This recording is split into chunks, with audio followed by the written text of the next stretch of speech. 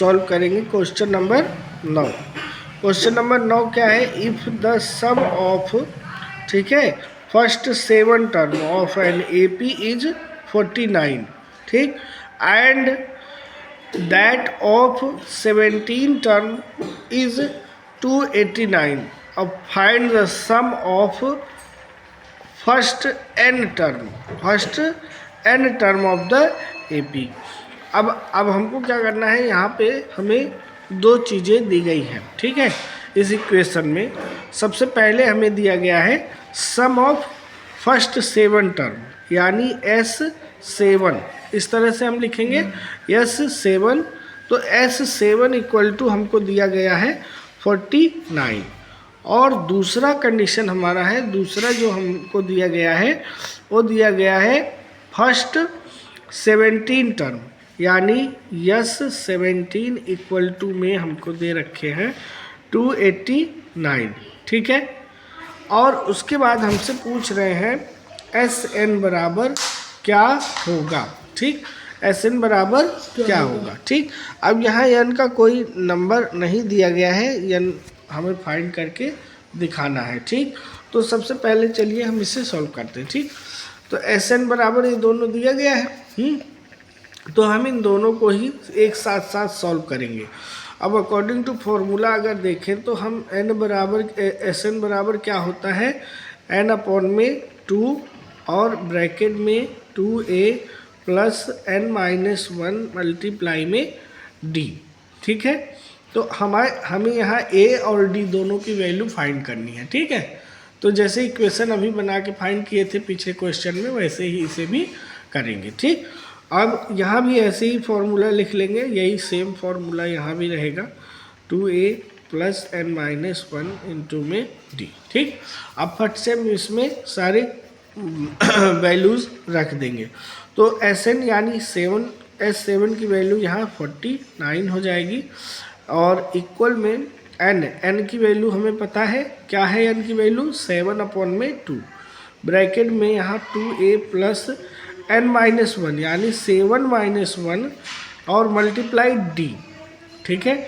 ये ब्रैकेट हमारा बंद हुआ। ऐसे ही यहाँ पे करेंगे 289 इक्वल टू n अपॉन 2 यानी 17 अपॉन में 2, और ये ब्रैकेट में हो जाएगा 2a plus n-1 multiply d, ठीक। कोई दिक्कत? सही समझ में आ रहा है? अब इसके आगे क्या करना है हमें, इसके आगे हमको यहाँ लिख लेना है 49 इक्वल टू, अब ये 7/2 है तो इसे हम 7/2 ही रहने देंगे। अब यहाँ पे हम सॉल्व कर लेंगे, तो ये हो जाएगा हमारा 2a प्लस, ठीक है, 7 में 6d हो जाएगा, ये क्या हो जाएगा 6d। ऐसे ही यहाँ पे हम करेंगे 289 इक्वल टू 17 अपॉन में 2, ब्रैकेट में आ जाएगा हमारा 2a ना, और यहाँ पे 17-1 लिखना था, 17-1 तो 16d, तो यहाँ क्या हो जाएगा 16d, ठीक। अब आप देखो इन दोनों इक्वेशंस में से मैं 2 निकाल सकता हूँ ना, 2 निकाल लूँ, यानी ये बनेगा 49 इक्वल टू 7 अपॉन में 2 मल्टीप्लाई 2 मैंने कॉमन ले लिया, ठीक। तो ब्रैकेट में क्या बच गया हमारे पास a, यहाँ 2 की जगह क्या बचेगा a, ठीक। और यहाँ पर हमारे पास बच जाएगा 3d, क्या बच जाएगा 3d। अब इसके आगे क्या करना है, ऐसे ही सेम इसमें भी हमें करना है। तो यहाँ हो जाएगा 17 अपॉन में 2 मल्टीप्लाई 2। अब ये हमारा a प्लस 8d बच गया, कितना 8d। कोई दिक्कत? यहाँ तक समझ में आ गया आपको अच्छे से? अब क्या करेंगे, 2 से हम 2 को काट देंगे, 2 से 2 कट गया, ठीक।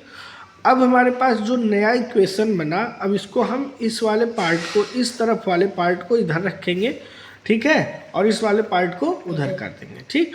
तो ये 7 है, 7 को a से मल्टीप्लाई करोगे तो क्या बनेगा 7a, क्या बनेगा 7a, ठीक। 7 को 3 से मल्टीप्लाई करोगे तो क्या बनेगा 21d ना, और इक्वल टू में क्या हो जाएगा 49, क्या हो जाएगा 49। अब हमारा ये इक्वेशन 1 बन गया, क्या बन गया इक्वेशन 1। अब ऐसे ही हम इसको भी करेंगे, तो यहाँ पे भी हमारा बनेगा 17 यानी 17a, ठीक। अब 17 को 8 से मल्टीप्लाई करेंगे, कितना हो जाएगा? 17 8 जा 136, 17 8 जा 136, ठीक। तो प्लस 136D, ठीक है, इक्वल में हमारा आ जाएगा 289, ठीक। तो यहाँ तक कोई दिक्कत? सारे क्वेश्चन समझ में आ गया अच्छे से।